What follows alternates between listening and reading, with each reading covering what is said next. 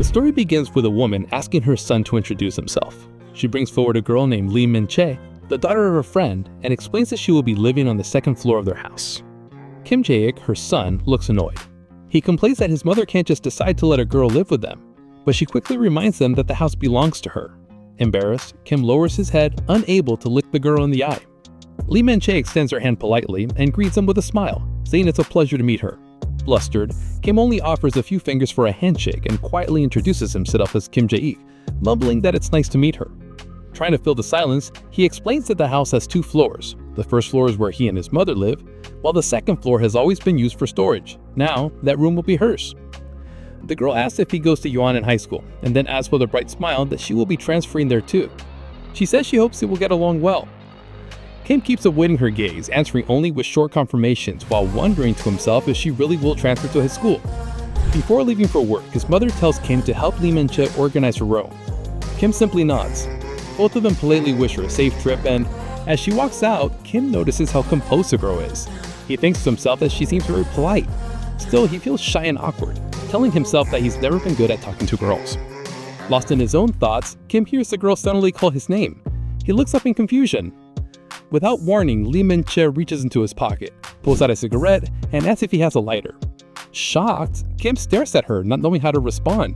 Her demeanor has completely changed. She repeats the question, this time sharper, asking if he has a lighter or even a match at home. She then calls him an idiot. Kim freezes. In that moment, he realized that she might not be the polite qual he first appeared to be. She might actually be a bully. Lee steps closer, glaring at him with a disgusting expression. She mocks him, saying that he can't even look her in the eye or give her a proper response. Still acting timid, Kim turns his head away, too embarrassed to meet her gaze. She laughs at him, smirking, and finally calls him a loser. The insult cuts deep, reminding him of the painful moments he has already endured. Later that day at school, Kim faces his usual torment. From a distance, we see a group of bullies surrounding him. One of them thanks Kim for giving him bread, while another, the red-haired leader, calls him a loser. Laughter breaks out among the group as Kim lowers his head, humiliated once again. Kim kept hearing the laughter around him and felt his blood boil. Inside, he kept telling himself he wasn't a loser. But the voices of the bullies, the insults, and the memories refused to leave his mind. He remembered the start of the semester, when this same red-haired boy had first spoken to him kindly. Back then, the bully had pretended to be a friend.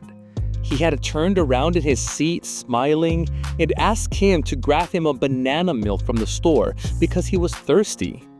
Kim, confused by the request, asked why he should do that and told him to buy it himself. That was the moment the mask fell. The red-haired boy's face twisted with anger. Without warning, he slapped Kim hard across the face. The blow was so sudden and shocking that Kim froze. He stared at the boy in disbelief, not understanding why he had been hit. The bully's voice turned cold and threatening as he ordered Kim to bring the milk immediately, adding that he'd kill him if he didn't. Kim's lips trembled as he tried to ask why this was happening, but another slap came even faster than the first. The sound echoed and his cheek burned. Then came another and another. The boy shouted that Kim had answered wrong, hitting him again and again. Kim could do nothing but curl up, tears running down his face as the bully continued his assault. That day marked the start of his daily suffering. Back in the present, the cycle continued. Sangbom, the same red-haired tormentor, now sneered because Kim had brought the wrong bread. Kim had handed him red bean bread, forgetting that he hated it. Trying to fix his mistake, Kim bowed his head and stammered an apology, saying he had simply forgotten. For a moment, Sangbom said it was fine, but then, without warning, he drove his fist deep into Kim's stomach. The pain exploded through Kim's body, making him gasp for air. His knees nearly gave out, but Sangbom wasn't finished. With a grin stretched across his face, he asked Kim how many punches he wanted to take as punishment. Still bent over, Kim clutched his stomach, trying to breathe. He whispered that he would take 3 punches. That answer only made Sangbom laugh like a maniac. 3, multiply it by 3, he sneered. That's 9. Before Kim could react, the fists came one after another, Each hit landed with force, Sangbom counting them out loud as if it were a game. Kim could do nothing but take the punishment, his body aching with each blow. Finally, one of the other bullies warned that a teacher was coming. Sangbom clicked his tongue in annoyance but stopped. With a smirk, he told Kim he'd continue later and walked off laughing with his friends. Kim stayed where he was, holding his stomach, eyes brimming with tears. He knew this routine all too well. No matter what he did, the bullies would never leave him alone. Moments later, the teacher entered the classroom asking everyone to sit down.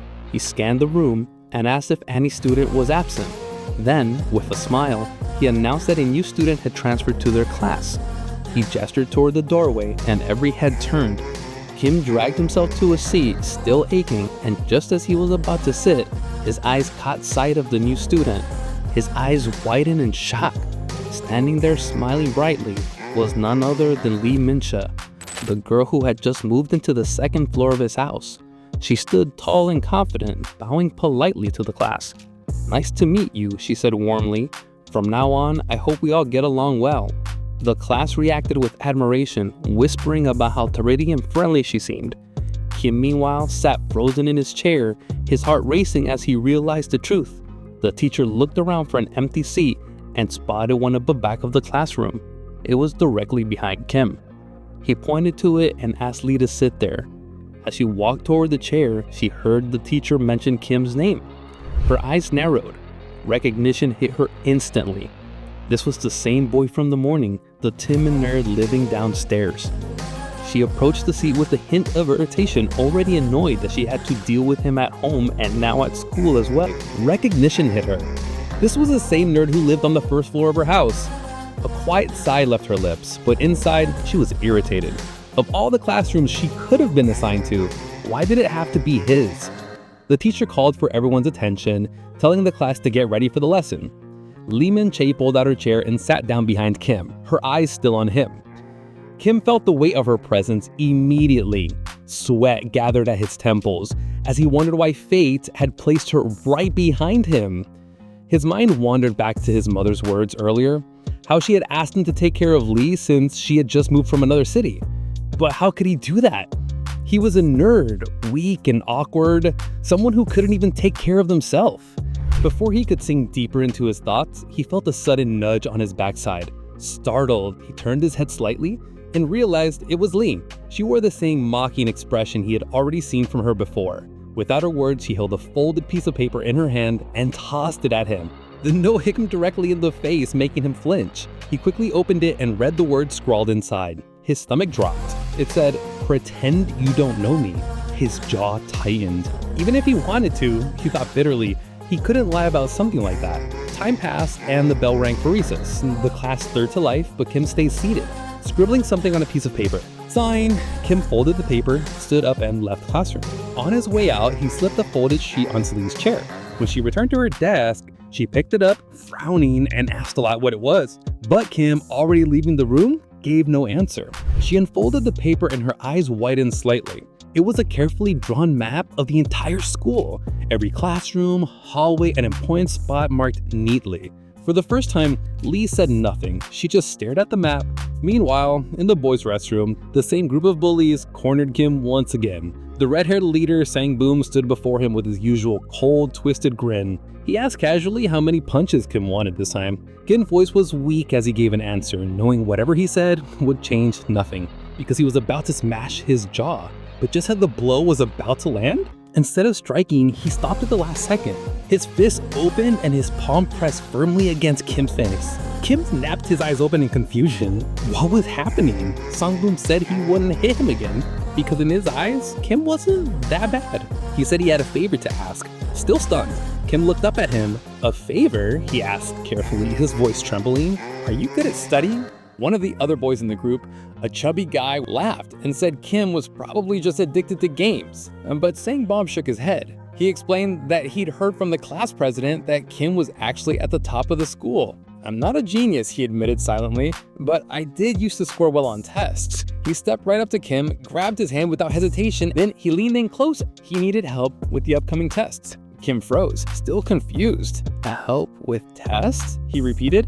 "You're really stupid," he mocked. "I want you to make cheat sheets for me on test day. If I get caught doing that, we'll both be finished," he thought. "It's too dangerous." One of the other bullies, curious about this sudden interest in exams, asked why Sangbam cared so much about doing well all of a sudden. He said he wanted to study abroad. His mother had promised to let him leave the country if he did well on his tests. The conversation ended there, and Sangbam turned his full attention back to Kim. His expression twisted in irritation. He demanded again, cursing, "Will you help me or not?" Kim kept sweating, his lips trembling. He couldn't give an answer. Bam didn't have the patience for hesitation. His knee shot up sharply, slamming into Kim's stomach, brutal force. Kim's eyes bulged. He choked, saliva sprang from his mouth, and collapsed on the floor on his knees, trying to breathe through the stabbing pain. The bully crouched down beside him and patted him lightly on the back, his tone almost casual. "I'll ask you one more time," he said. "Are you going to help me or not?" Tears welled in Kim's eyes. Crying, yet trying to look steady, he finally whispered, "I'll do it." Sangbam's twisted smile returned. "Good choice," he said. "It's better for me to go abroad. You won't have to see me again." But when his eyes met Kim's, the smile faded. Kim's expression was strange, filled with anger. "Why are you looking at me like that?" he snapped. With hatred burning in his eyes, he swung and punched him hard in the face. Then another blow came, and another. He rained down punches again and again, tears mixed with the blood as his body shook from the repeated blows. And yet, through the pain, Kim smiled faintly. With blood on his lips, he whispered an apology, saying he was sorry for looking at him that way. He wiped his nose with the back of his hand, his weak smile never fading.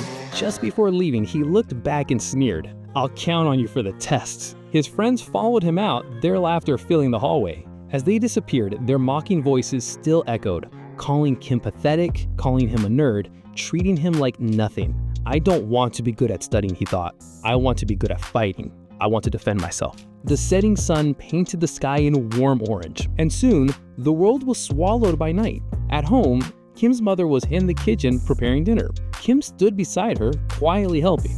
"Go upstairs and call Min," she said suddenly. Kim froze. "Why?" he asked, confused. "Because we're having dinner together," his mother answered. Kim's jaw dropped. Eating side by side with a girl felt unthinkable. "Together?" he whispered in disbelief. "You live in the same house now. It's only natural." With no way to argue, Kim sighed and began climbing the stairs. "Now that we live under the same roof, there's no way to avoid her anymore." At the second floor, he knocked softly. "Min-chen?" he called. Soft voice came through the door. It sounded like, "Come in." Taking it as permission, Kim turned the knob and stepped into the room. Lee Min-chen wasn't inviting him at all. She was simply humming along with music playing from her phone. Steam still clung to her hair as she had just come out of the bathroom. She grabbed the nearest object, hurled it straight at him. He barely registered the blur before it slammed against his head with a sickening thud as he collapsed to the floor. He lay there motionless, unconscious. Lee walked over, nudged his body with her foot. Ken, she said flatly. No response. She pressed harder with her foot, calling to him again. "Loser, wake up!" Finally, Ken stirred. By then, Lee was fully dressed, her hair brushed, her voice dripping with sarcasm. "You really are a loser. You've gotten hooked up by a kettle." Kim blinked, dazed, trying to piece together what had just happened. With exaggerated politeness, Lee bowed lightly and explained, "You were knocked out by me. If you want to know what happens next, come in part 2. If enough of you do, I will make a part 2, and trust me, it gets more crazy. If you had any other manhwa, manga, or anime you want recap on, let me know in the comments. I want to make as much videos as I can.